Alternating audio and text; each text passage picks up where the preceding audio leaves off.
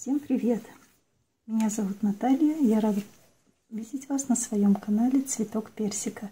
В сегодняшней заключительной третьей части нашего мастер-класса по изготовлению декоративного цветка подсолнечника мы с вами создадим серединку вот в этой части и посмотрим, если где-то понадобится, добавим еще лепесточков к цветку. И на этом закончим нашу работу. Что мне для этого понадобится? Я взяла мастихин. У меня есть еще такая булька. Вот мне понадобится вот такой маленький кругленький кончик. Пока ее отложу в сторонку, я взяла декоративную штукатурку белого цвета и декоративную штукатурку цвета ржавчины. И что мы сейчас будем делать? То есть, чтобы создать основу, по центру я выложу штукатурку белого цвета, которую мы впоследствии перекроем штукатуркой коричневого цвета.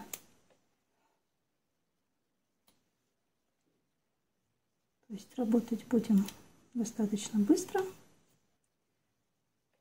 В принципе, нам осталось совсем немножко для того, чтобы завершить нашу работу. Слой штукатурки я делаю тоже достаточно тоненький. В принципе, это мне нужно для того, чтобы создать дополнительный объем. Но при этом я использую именно белую штукатурку.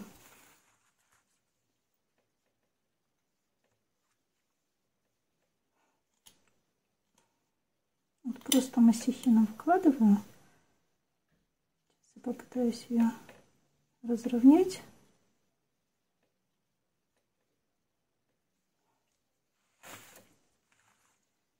И вот такими движениями от центра к краю я как бы создаю валик из штукатурки. Но для того, чтобы изобразить такую ямку и бугорочек. То есть, когда у нас цветет серединка, как правило, в серединке у нас еще бутончики, а край серединки немного приподнят, более выпуклой формы, и на нем уже образуются какие-то цветочки.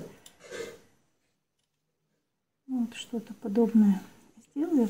А теперь я возьму штукатурку коричневого цвета. То есть почему я использую белую? Ну, чтобы цветную штукатурку меньше расходовать. Я беру понемножку и начинаю расправлять прям совсем понемножку.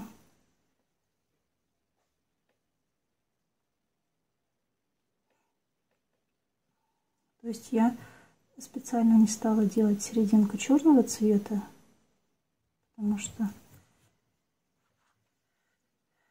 не люблю использовать как в живописи, так и в каких-то работах именно черный цвет. В принципе, художники, когда рисуют картину, они в большинстве своем черный цвет не используют. То есть берут какие-то цвета, которые составляются из нескольких цветов, какой-то, чтобы получить какой-то более темный оттенок. Ну, например, тоже коричневый цвет соединяется с цветом индиго, получается что-то очень темно-коричневое, практически черное, но тем не менее этот цвет глубокий, интересный, но он не черный. И вот тоже как бы призываю. Ну, конечно, каждому свое. Есть художники, которые черный цвет используют в своих работах. Вот мне не очень нравится. В принципе, вот пытаюсь в скульптурной живописи отойти от использования черного цвета.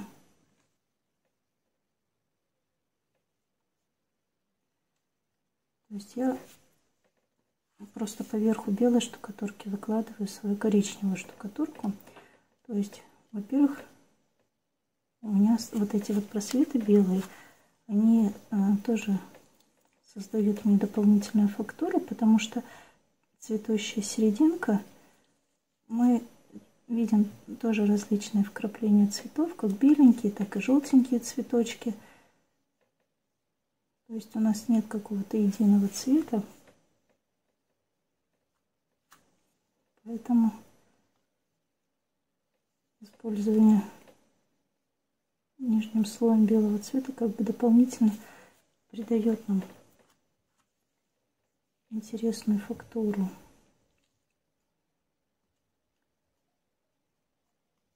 Так, вот у меня здесь случилось то, что я коричневой штукатуркой намазала свои желтые лепесточки. Вот я беру ватную палочку, смачиваю водичкой, и вот желтый лепесточек вычищаю, потому что когда штукатурка засохнет, я уже такое действие сделать не смогу. Вот, а когда лепесточки у нас в этих коричневых пятнах, впечатление от работы уже совсем другое. Поэтому по ходу работы необходимо следить за такими моментами. Иной раз это бывает просто незаметно, когда ты что-то делаешь и упускаешь из виду, если где-то что-то у нас испачкано становится.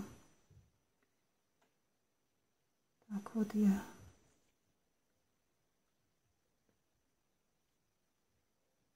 аккуратненько выкладываю коричневый цвет. Где надо, добавляю еще. Немножко его разглаживаю.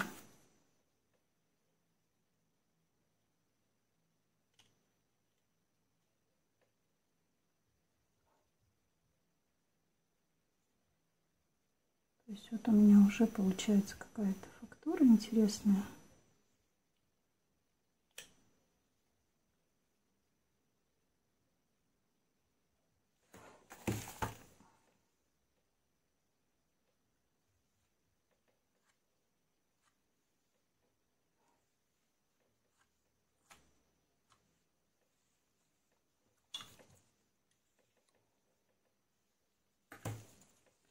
То есть если где нужно, мы себе помогаем вспомогательным мастихином,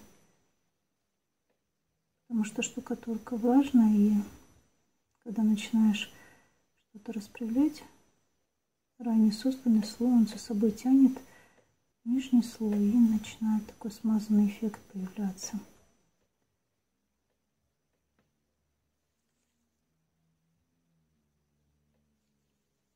Вот мы создали такую серединку, у которой центральная часть как бы вдавлена, края приподняты. И вот сейчас я очищу мастихин от коричневой штукатурки, возьму штукатурку желтого цвета.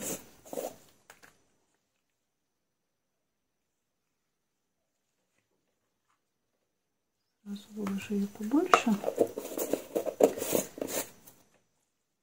Я возьму штукатурку лимонного цвета, яркого.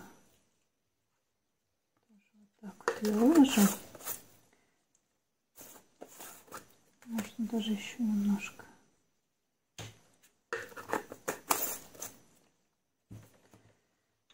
И сейчас я их между собой перемешаю, чтобы получился оттенок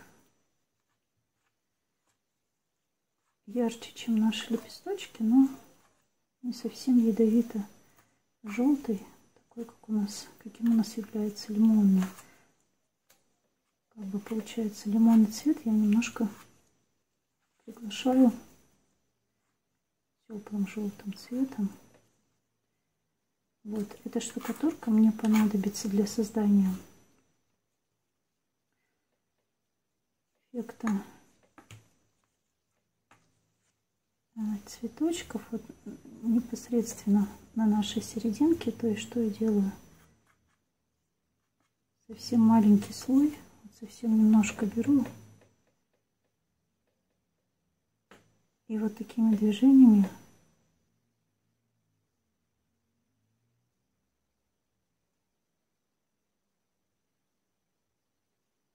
словно размазываю поверхности совсем немножко. То есть когда серединка подсолнечника зацветает,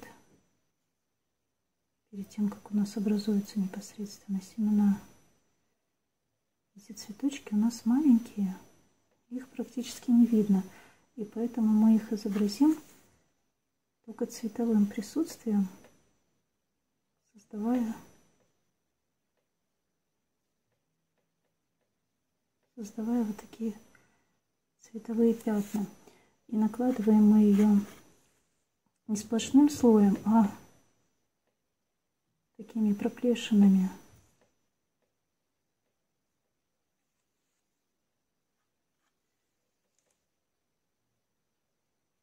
Так, здесь много получилось.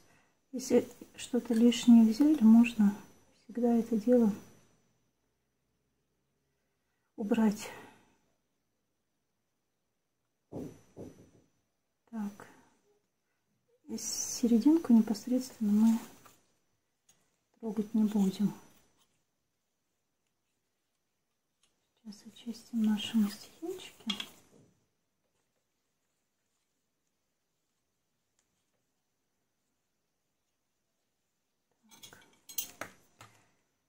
И вот я хочу взять вот такая,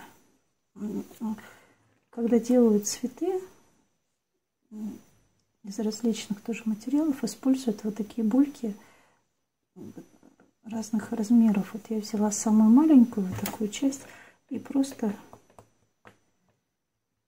вот такими движениями, то есть это делается для того, чтобы создать какой-то фактурный объем, изображая, когда у нас есть семена, мы видим неоднородную структуру, и мы точно так же сделаем такие движения этой булькой. Конечно же, она используется совсем по-другому, но у нас мы можем ее использовать именно так. Не обязательно искать именно такой инструмент. Он очень легко заменяется обычной зубочисткой. Вот я возьму зубочистку. Только она более тоненькая, а булька у нее краешек именно закругленный, но здесь не принципиально. Если я обычной зубочисткой делаю, в принципе, я получаю тот же самый эффект. Поэтому, если вы не занимаетесь каким-то специальным изготовлением цветов, то можете не тратить деньги, не покупать вот такие специализированные инструменты. Достаточно взять обычную зубочистку и делать вот такие вот движения. То есть, создавая такую рваную фактуру, то есть вот здесь, где у нас коричневый, желтый, все это вместе смешивается, и видны словно небольшие лепесточки наших цветочков. Так. Эти инструменты я убираю, они нам больше не понадобятся. Вот, и что у нас остается? Вот я показываю. В принципе, очень активные получились. Мы можем даже немножко это дело вот так вот как бы пригладить, чтобы эти моменты были не столь активные.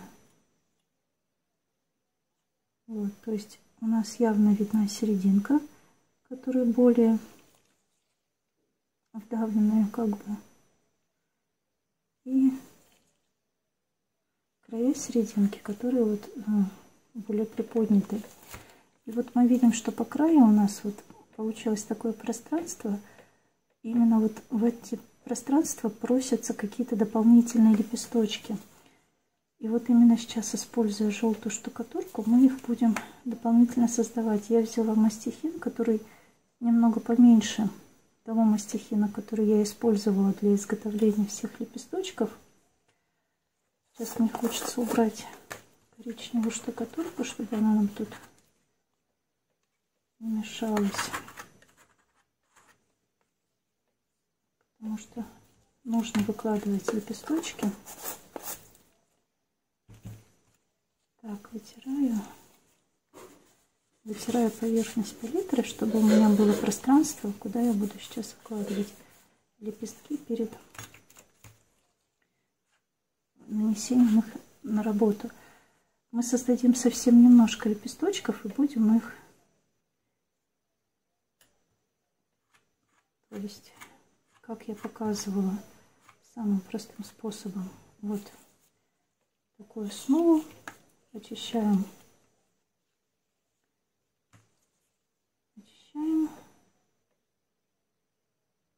То есть цвет у нас получился такой более яркий, чтобы эти лепесточки, они немного выделялись на фоне всех остальных, для того, чтобы этот эффект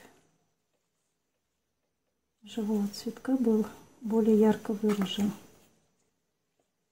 То есть я сразу создам несколько лепесточков и потом одним разом выложу их на работу.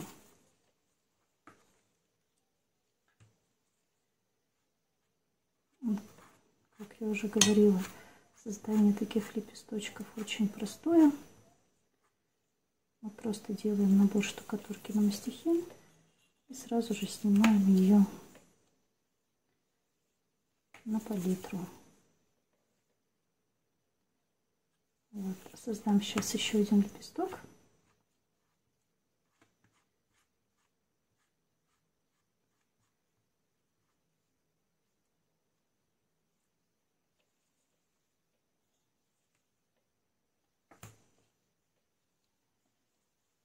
Вот. Далее мастихин. И теперь вот делаем наши насечки, полосочки, которые у нас есть на лепесточках. Сразу делаю на всех 4. В принципе, если у нас работа состоит из множества однотипных лепестков, для того, чтобы ускорить процесс, можно вот делать их вот таким вот неким конвейером, то есть сформировав сначала лепестки, потом одним махом сделать на них полосочки, и потом уже по очереди начинать устанавливать на работу, то есть разбивая на этапы, мы тем самым ускоряем немножко наш процесс. И теперь вот я сняла лепесток, я смотрю, куда я могу его выложить, где он у меня будет смотреться.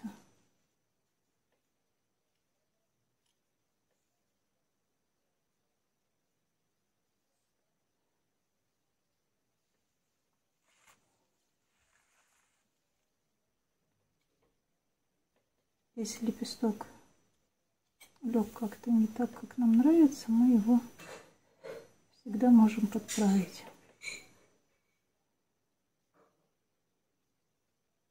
И придать ему ту форму, которая нас устроит.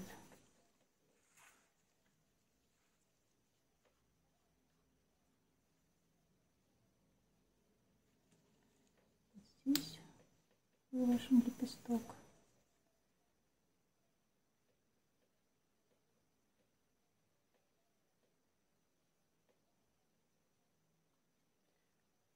Прижимаем края лепестка очень осторожненько, потому что если сделать какое-то резкое движение, для более сильного движения у нас все эти края начинают размазываться. И далее пытаемся придать ему какую-то форму. И точно так же прижимаем кончик, чтобы он был закрепленный. То есть вот эти дополнительные лепестки у нас как бы создают объем, и работа становится, выглядит еще более интересной. еще, ой, чуть не упал лепесток. У меня другой стороной. Смотрим, куда мы его можем выложить. Прижимаем к поверхности край лепестка, аккуратными движениями придавливаем. И затем отпускаем кончик, так как он должен у нас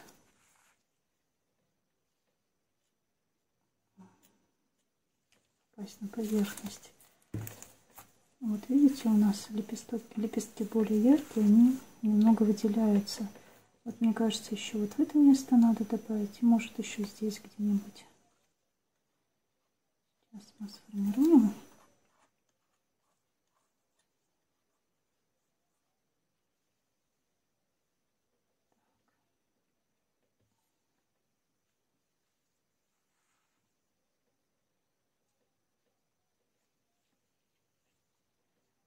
Вот, кстати говоря, вот эта штукатурка лимонного цвета, желтая, мне кажется, я ее не загущала. И вот сейчас при работе это чувствуется, что штукатурка более жидкой консистенции, и лепестки, они такие, ну, склонны к деформации, особенно при выкладывании. Я не стала их загущать, подумала, тут буквально пара-тройка лепестков, так, как говорится, сделаю. А сразу в работе это чувствуется. Так, сейчас я поверчу работу, посмотрю, где еще можно. Ну, в принципе, еще пара-тройка лепестков может быть выложено. Сейчас мы ее сделаем по-быстренькому.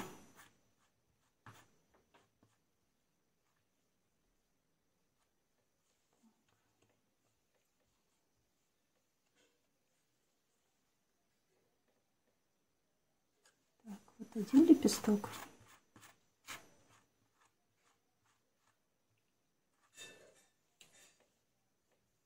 Так, еще один.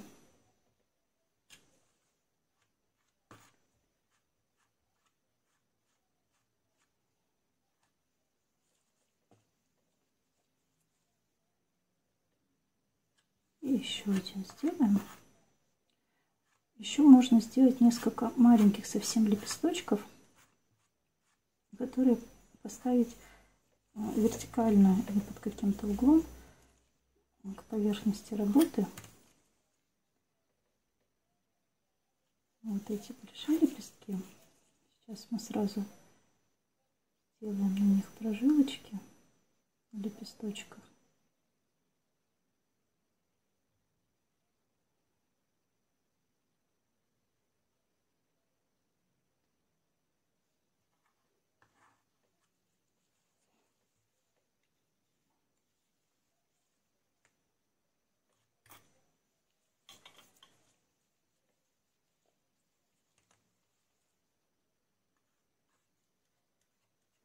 И снимаем по одному и выкладываем в нашу работу. Да, штукатурка очень какая-то совсем жидкая. Я вот снимаю ее с мастихина, она прям тянется у меня за рукой. С такой штукатуркой совсем некомфортно работать. Поэтому вот я всегда призываю, вы чувствуете ту консистенцию, с которой вам будет работать комфортно при создании лепестков. Иначе вот получается вот такая вот ерунда. Так.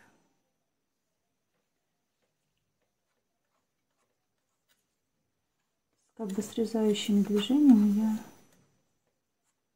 снимаю с поверхности и выкладываю на работу.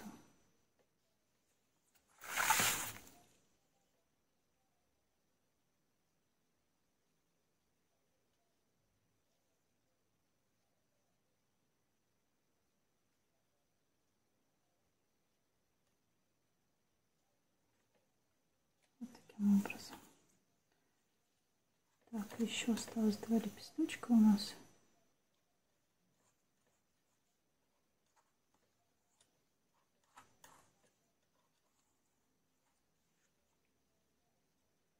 Мы их выложим и сделаем несколько маленьких лепесточков, совсем маленьких.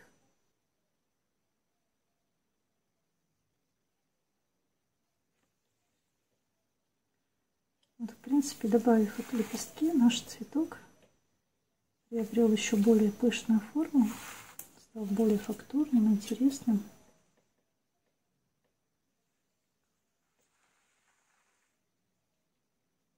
Эту часть добавить. То есть мы всегда смотрим, когда количество лепестков становится достаточным, чтобы завершить уже работу. Вот так вот. Вот, и маленькие лепесточки мы можем делать совсем маленьким мастихином. Но принцип у нас будет такой же. То есть мы набираем большое количество, срезаем лишнее. И вот такой вот полученный лепесток снимаем на палитру. И я сделаю их несколько.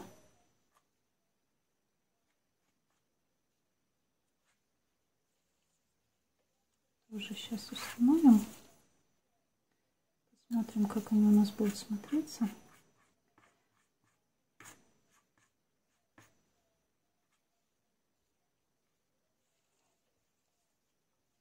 Снимаю лишнее. Для создания таких лепестков я брала мастихин, ну, с таким не совсем круглым, а с более острым носиком. Так.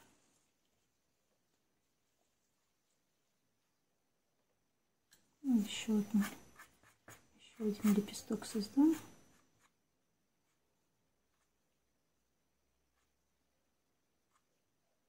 Вот. Я думаю, будет такого количества достаточно. Вот у нас не получился, срезался он. Сейчас мы создадим его заново.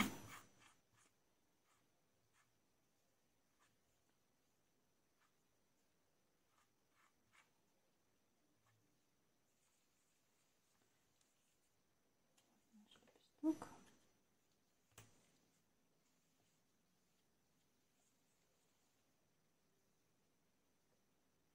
Так, готово. Тоже нарисуем прожилочки. Лепесточки маленькие. Здесь буквально 3-4 прожилок достаточно.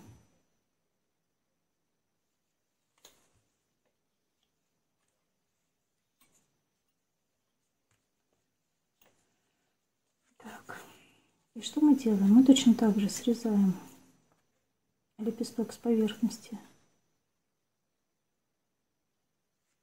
Вот он получился маленький. И устанавливаем его.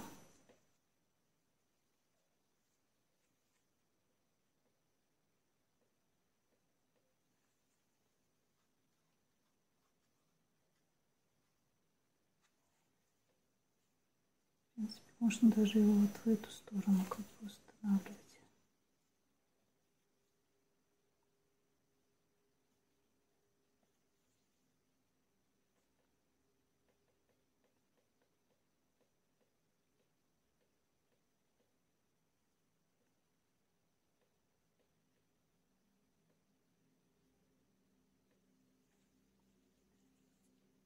Так, еще.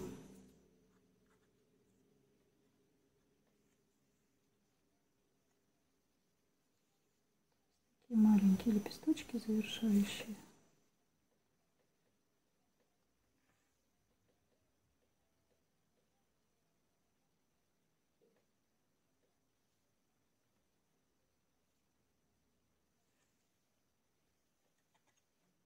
Еще 2 установим.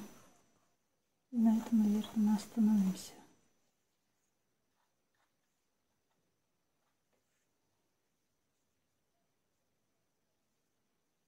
Лепесток я порвала. Остался один. Он у меня просится в эту часть.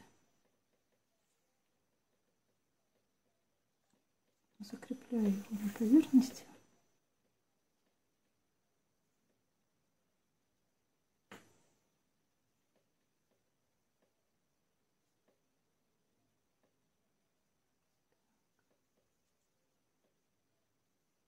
Мне как-то совсем не нравится работать более жидкой штукатуркой.